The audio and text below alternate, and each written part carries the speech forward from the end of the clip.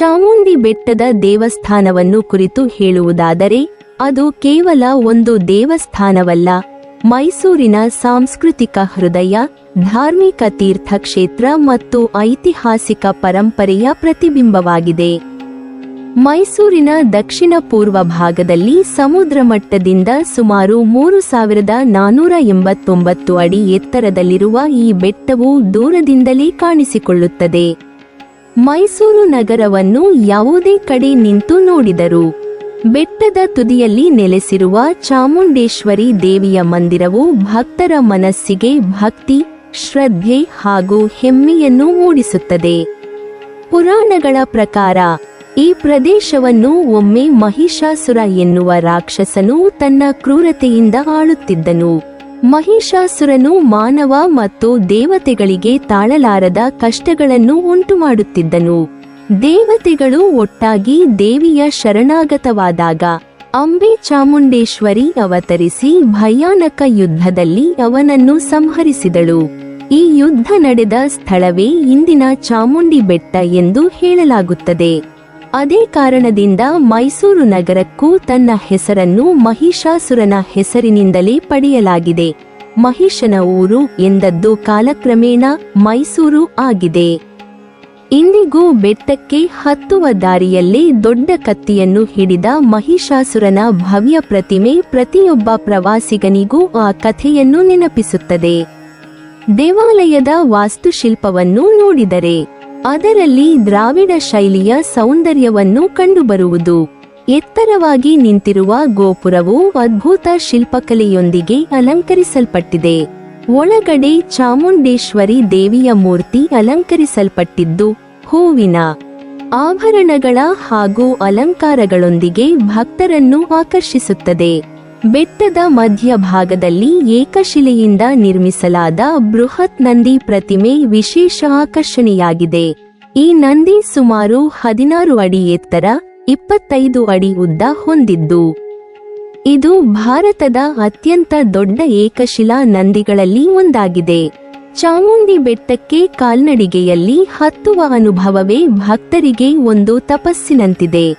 ಸುಮಾರು 1008 ಮೆಟ್ಟಿಲುಗಳನ್ನು ಏರುತ್ತಾ ದೇವಿಯ ದರ್ಶನ ಪಡೆಯುವುದರಲ್ಲಿ ಭಕ್ತರು ಅಪಾರ ಸಂತೋಷ ಹಾಗೂ ಭಕ್ತಿ ಭಾವವನ್ನು ಅನುಭವಿಸುತ್ತಾರೆ. ಹಲವರು ದಂಡವಾಗಿ ಅಥವಾ ಪಾದಯಾತ್ರೆಯ ಮೂಲಕ ದೇವಿಯನ್ನು ನೆನೆದು ಮೇಲಕ್ಕೆ ಹತ್ತುತ್ತಾರೆ. ಈ ಹಾದಿಯಲ್ಲಿ ಹಸಿರುಮಯ ವಾತಾವರಣ, ಹಕ್ಕಿಗಳ ಕಲರವ ಹಾಗೂ ಮೈಸೂರಿನ ಹಳೆಯ ನಗರ ವಾಸ್ತುಗಳ ದೃಶ್ಯ ಎಲ್ಲವೂ ಸೇರಿ ಅನನ್ಯ ಅನುಭವವನ್ನು ನೀಡುತ್ತವೆ. ಇಲ್ಲಿ ಪ್ರತಿ ವರ್ಷ ದಸರಾ ಹಬ್ಬದ ಸಂದರ್ಭದಲ್ಲಿ ವಿಶೇಷ ಮಹತ್ವ ಕಂಡುಬರುತ್ತದೆ. ಮೈಸೂರು ದಸರಾ ವಿಶ್ವ ಪ್ರಸಿದ್ಧ ಹಬ್ಬವಾಗಿದ್ದು ಅದರಲ್ಲಿ ಚಾಮುಂಡೇಶ್ವರಿ ದೇವಿಯನ್ನು ಆರಾಧಿಸುವುದೇ ಮುಖ್ಯ ಅಂಶವಾಗಿದೆ. ಮೈಸೂರು ವಾಡೆಯರು ತಮ್ಮ ರಾಜ್ಯದ ಕುಲದೇವಿಯಾಗಿ ಚಾಮುಂಡೇಶ್ವರಿಯನ್ನು ಪೂಜಿಸುತ್ತಿದ್ದರು. ದಸರಾ ಹಬ್ಬದ ಆರಂಭವು ಇಂದಿಗೂ ದೇವಿಯ ಪೂಜೆಯಿಂದಲೇ ಪ್ರಾರಂಭವಾಗುತ್ತದೆ. ಆ ಸಮಯದಲ್ಲಿ ದೇವಸ್ಥಾನವು ಸಾವಿರಾರು ಭಕ್ತರ ಹಾಗೂ ಪ್ರವಾಸಿಗರೊಂದಿಗೆ ಕಂಗೊಳಿಸುತ್ತಿರುತ್ತದೆ. ಬೆಟ್ಟದ ಮೇಲಿಂದ ಮೈಸೂರು ನಗರವನ್ನು ನೋಡುವ ಅನುಭವವೇ ಅತ್ಯಂತ ಮನಮೋಹಕ. ಹಗಲು ಹೊತ್ತಿನಲ್ಲಿ ಹಸಿರಿನಿಂದ ಕಂಗೊಳಿಸುವ ಪರ್ವತಗಳು, ಅರಮನೆಗಳು, ರಸ್ತೆಗಳು ಕಣ್ಣಿಗೆ ಬೀಳುತ್ತವೆ. ರಾತ್ರಿ ಹೊತ್ತಿನಲ್ಲಿ ಮೈಸೂರು ಅರಮನೆ ಬೆಳಕಿನ ಹೊಳೆಯೊಂದಿಗೆ ಕಂಗೊಳಿಸುವಾಗ ಆ ದೃಶ್ಯವನ್ನು ಮೇಲಿನಿಂದ ನೋಡುವುದು ಎಂದಿಗೂ ಮರೆಯಲಾಗದ ಅನುಭವ. ಪ್ರವಾಸಿಗರಿಗೆ ಇದು ಒಂದು ಆಧ್ಯಾತ್ಮಿಕ ಯಾತ್ರೆಯಷ್ಟೇ ಅಲ್ಲ, ಪ್ರಕೃತಿ ಹಾಗೂ ಸಾಂಸ್ಕೃತಿಕ ವೈಭವದ ಸಮಾಗಮವೂ ಆಗಿದೆ. ಚಾಮುಂಡೇಶ್ವರಿ ಶಕ್ತಿಪೀಠವು ಕರ್ನಾಟಕದ ಮೈಸೂರು ಜಿಲ್ಲೆಯ ಚಾಮುಂಡಿ ಬೆಟ್ಟದ ಮೇಲೆ ನೆಲೆಗೊಂಡಿರುವ ಅತ್ಯಂತ ಪ್ರಸಿದ್ಧ ದೇವಾಲಯವಾಗಿದೆ.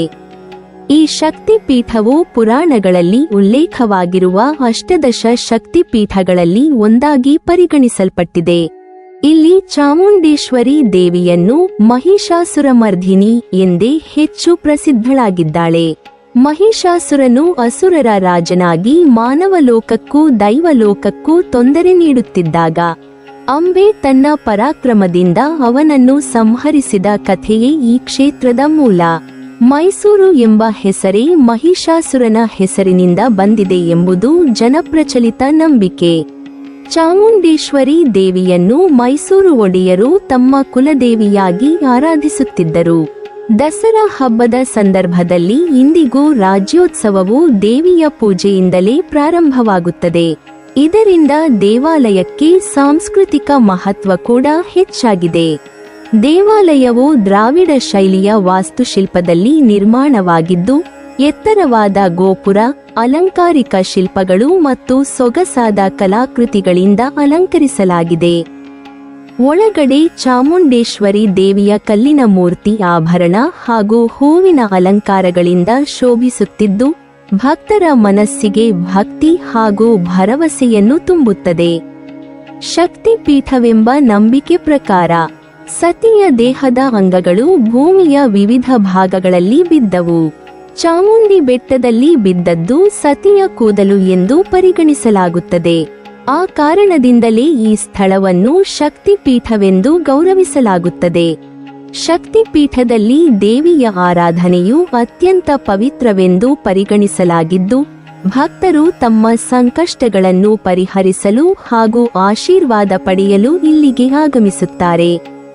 ಬೆಟ್ಟದ ಮೇಲೆ ಏರುವಾಗ ಭಕ್ತರಿಗೆ ಮಹಿಷಾಸುರನ ಪ್ರತಿಮೆ, ಬೃಹತ್ ನಂದಿ ಪ್ರತಿಮೆ, ಹಾಗೆಯೇ ಪ್ರಕೃತಿಯ ಸೌಂದರ್ಯ ಭಕ್ತಿ ಭಾವವನ್ನು ಮತ್ತಷ್ಟು ಗಾಢಗೊಳಿಸುತ್ತವೆ. ಸುಮಾರು 1008 ಮೆಟ್ಟಿಲುಗಳ ಮೂಲಕ ಕಾಲ್ನಡಿಗೆಯಲ್ಲಿ ಹತ್ತುವುದು ಭಕ್ತರ ಶ್ರದ್ಧೆಯ ಸಂಕೇತವಾಗಿದೆ. ಪ್ರತಿ ವರ್ಷ ದಸರಾ ಹಬ್ಬದ ಸಮಯದಲ್ಲಿ ಲಕ್ಷಾಂತರ ಭಕ್ತರು ಇಲ್ಲಿ ಆಗಮಿಸಿ ದೇವಿಯ ದರ್ಶನ ಪಡೆಯುತ್ತಾರೆ. ಇಂದಿಗೂ ಚಾಮುಂಡೇಶ್ವರಿ ಶಕ್ತಿಪೀಠವು ಭಕ್ತರ ನಂಬಿಕೆ, ಪೌರಾಣಿಕ ಮಹತ್ವ ಹಾಗೂ ಕರ್ನಾಟಕದ ಸಂಸ್ಕೃತಿಯ ಶಕ್ತಿ ಸಂಕೇತವಾಗಿ ಬೆಳಗುತ್ತಿದೆ. ಇದು ಕೇವಲ ಮೈಸೂರಿಗಷ್ಟೇ ಅಲ್ಲ, ಇಡೀ ದೇಶದ ಭಕ್ತರಿಗೆ ಆಶ್ರಯದ ತಾಣವಾಗಿದೆ. ಮೈಸೂರು ಇತಿಹಾಸವು ಕರ್ನಾಟಕದ ಸಾಂಸ್ಕೃತಿಕ, ರಾಜಕೀಯ ಮತ್ತು ಧಾರ್ಮಿಕ ಪರಂಪರೆಯ ಪ್ರತಿಬಿಂಬವಾಗಿದೆ. ಮೈಸೂರು ಎಂಬ ಹೆಸರು ಮಹಿಷಾಸುರ ಎನ್ನುವ ರಾಕ್ಷಸನ ಹೆಸರಿನಿಂದ ಬಂದಿದೆ.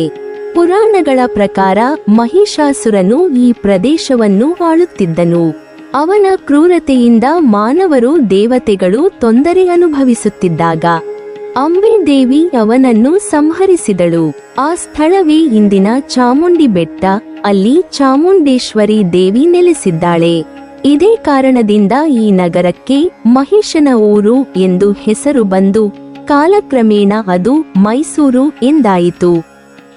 ಮೈಸೂರಿನ ರಾಜಕೀಯ ಇತಿಹಾಸವನ್ನು ನೋಡಿದರೆ ಪ್ರಮುಖವಾಗಿ ವಾಡೆಯರು ರಾಜವಂಶದ ಕೊಡುಗೆ ಅತಿ ದೊಡ್ಡದು. ಒಡೆಯರ್ ರಾಜವಂಶವು 1399ರಲ್ಲಿ ಅರಸು ಯದುರಾಜ ಒಡೆಯರಿಂದ ಆರಂಭವಾಯಿತು. ನಂತರ ಶತಮಾನಗಳ ಕಾಲ ಅವರು ಮೈಸೂರು ರಾಜ್ಯವನ್ನು ಆಡಳಿತ ನಡೆಸಿದರು.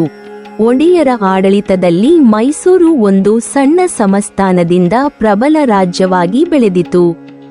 17ನೇ ಶತಮಾನದಲ್ಲಿ ಮೈಸೂರು ಒಡೆಯರ ಶಕ್ತಿಯು ಹೆಚ್ಚಾಗಿದ್ದು, ನಗರವು ಹಬ್ಬ ಹರಿದಿನಗಳ, ಸಂಗೀತ ನೃತ್ಯಗಳ ಕೇಂದ್ರವಾಯಿತು. ಆದರೆ 18ನೇ ಶತಮಾನದಲ್ಲಿ ಮೈಸೂರು ಇತಿಹಾಸವು ಮಹತ್ವದ ತಿರುವು ಪಡೆದುಕೊಂಡಿತು. ಆ ಸಮಯದಲ್ಲಿ ಹೈದರಾಳಿ ಮತ್ತು ನಂತರ ಅವನ ಮಗ ಟಿಪ್ಪು ಸುಲ್ತಾನ್ ಆಡಳಿತ ನಡೆಸಿದರು. ಹೈದರಾಲಿ ಮತ್ತು ಟಿಪ್ಪು ಸುಲ್ತಾನ್ ಮೈಸೂರನ್ನು ಶಕ್ತಿಶಾಲಿ ರಾಜ್ಯವನ್ನಾಗಿ ಮಾಡಿ ಬ್ರಿಟಿಷರ ವಿರುದ್ಧ ಹಲವಾರು ಯುದ್ಧಗಳನ್ನು ನಡೆಸಿದರು. ವಿಶೇಷವಾಗಿ ಆಂಗ್ಲೋ ಮೈಸೂರು ಯುದ್ಧಗಳು ಭಾರತದ ಇತಿಹಾಸದಲ್ಲೇ ಪ್ರಮುಖವಾಗಿವೆ. ಟಿಪ್ಪು ಸುಲ್ತಾನ್ ಮೈಸೂರಿನ ಹುಲಿ ಎಂದು ಕರೆಯಲ್ಪಟ್ಟಿದ್ದಾನೆ. ಅವನು 1799ರಲ್ಲಿ ಶ್ರೀರಂಗಪಟ್ಟಣದ ಯುದ್ಧದಲ್ಲಿ ವೀರಗತಿಯಾಯಿತು. ಟಿಪ್ಪು ಸುಲ್ತಾನನ ನಂತರ ಮೈಸೂರು ರಾಜ್ಯವನ್ನು ಮರಳಿ ವಾಡೆಯರಿಗೆ ಹಸ್ತಾಂತರಿಸಲಾಯಿತು. ಆ ಸಮಯದಿಂದ 1947ರ ಸ್ವಾತಂತ್ರ್ಯವರೆಗೆ ವಾಡೆಯರು ಮೈಸೂರನ್ನು ಆಡಳಿತ ನಡೆಸಿದರು. ಮೈಸೂರು ಒಡೆಯರು ವಿಶೇಷವಾಗಿ ಕಲೆಗೆ, ಸಂಗೀತಕ್ಕೆ, ಸಾಹಿತ್ಯಕ್ಕೆ ಮತ್ತು ಶಿಕ್ಷಣಕ್ಕೆ ಅಪಾರ ಪ್ರೋತ್ಸಾಹ ನೀಡಿದರು. ಮೈಸೂರು ಅರಮನೆ, ಜಗನ್ಮೋಹನ ಅರಮನೆ, ಲಲಿತ ಮಹಲ್ ಅರಮನೆ ಮುಂತಾದ ಕಟ್ಟಡಗಳು ಅವರ ಕಾಲದ ವೈಭವವನ್ನು ಇಂದಿಗೂ ಸಾರುತ್ತಿವೆ. ಮೈಸೂರು ದಸರಾ ಹಬ್ಬಕ್ಕೆ ವಿಶ್ವ ಪ್ರಸಿದ್ಧಿ ಪಡೆದಿದೆ. ಒಡೆಯರು ಪ್ರಾರಂಭಿಸಿದ ದಸರಾ ಉತ್ಸವವನ್ನು ಇಂದಿಗೂ ರಾಜ್ಯೋತ್ಸವವಾಗಿ ಅತ್ಯಂತ ವೈಭವದಿಂದ ಆಚರಿಸಲಾಗುತ್ತದೆ. ಈ ಹಬ್ಬವು ಚಾಮುಂಡೇಶ್ವರಿ ದೇವಿಯ ಆರಾಧನೆಗೆ ಸಂಬಂಧಿಸಿದ್ದು ಮೈಸೂರು ಸಂಸ್ಕೃತಿಯ ಜೀವಂತ ಸಂಕೇತವಾಗಿದೆ. ಇಂದು ಮೈಸೂರು ಸಂಸ್ಕೃತಿಯ ನಗರ ಎಂದು ಪ್ರಸಿದ್ಧಿ ಪಡೆದಿದ್ದು ತನ್ನ ಇತಿಹಾಸ, ಅರಮನೆಗಳು, ದೇವಾಲಯಗಳು, ಕಲೆ, ನೃತ್ಯ, ಸಂಗೀತ ಮತ್ತು ಸಂಸ್ಕೃತಿಯಿಂದ ಜಗತ್ತಿನ ಪ್ರವಾಸಿಗರನ್ನು ಆಕರ್ಷಿಸುತ್ತಿದೆ. ಮೈಸೂರಿನ ಇತಿಹಾಸವು ಪೌರಾಣಿಕತೆ, ವಾಡೆಯರ ಆಡಳಿತ, ಟಿಪ್ಪು ಸುಲ್ತಾನನ ವೀರಗಾಸೆ ಮತ್ತು ಸಾಂಸ್ಕೃತಿಕ ಪ್ರಗತಿಗಳ ಸಮನ್ವಯವಾಗಿದೆ. ಹೀಗಾಗಿ ಚಾಮುಂಡಿ ಬೆಟ್ಟದ ದೇವಸ್ಥಾನವು ಕೇವಲ ಒಂದು ಪೂಜಾ ಸ್ಥಳವಲ್ಲ, ಅದು ಪೌರಾಣಿಕ ಕಥೆಗಳ ಜೀವಂತ ಸ್ಮರಣೆ. ಕಲೆ ಮತ್ತು ವಾಸ್ತುಶಿಲ್ಪದ ಅದ್ಭುತ ಕಾವ್ಯ, ಧರ್ಮ ಮತ್ತು ಭಕ್ತಿಯ ಕೇಂದ್ರ ಹಾಗೂ ಕರ್ನಾಟಕದ ಜನರ ಹೃದಯದಲ್ಲಿ ಶಾಶ್ವತ ಸ್ಥಾನ ಪಡೆದಿರುವ ಪವಿತ್ರ ತಾಣವಾಗಿದೆ. ಮೈಸೂರಿಗೆ ಬಂದಾಗ ಚಾಮುಂಡಿ ಬೆಟ್ಟಕ್ಕೆ ಭೇಟಿ ನೀಡದೆ ಹೋದರೆ ಆ ಪ್ರವಾಸವೇ ಅಪೂರ್ಣವೆಂದು ಹೇಳಬಹುದು. ನೀವಿನ್ನೂ ನಮ್ಮ ಚಾನೆಲ್ ಅನ್ನು ಸಬ್ಸ್ಕ್ರೈಬ್ ಮಾಡಿಲ್ವಾ? ಹಾಗಾದರೆ ಈ ಕೂಡಲೇ ನಮ್ಮ ಇತಿಹಾಸ ದರ್ಶನ ಚಾನೆಲ್ ಅನ್ನು ಸಬ್ಸ್ಕ್ರೈಬ್ ಮಾಡಿ ಮತ್ತು ಪಕ್ಕದಲ್ಲಿರುವ ಬೆಲ್ ಐಕಾನ್ ಅನ್ನು ಪ್ರೆಸ್ ಮಾಡಿದರೆ ನಮ್ಮ ಹೊಸ ವಿಡಿಯೋಗಳನ್ನು ನೋಡಬಹುದು.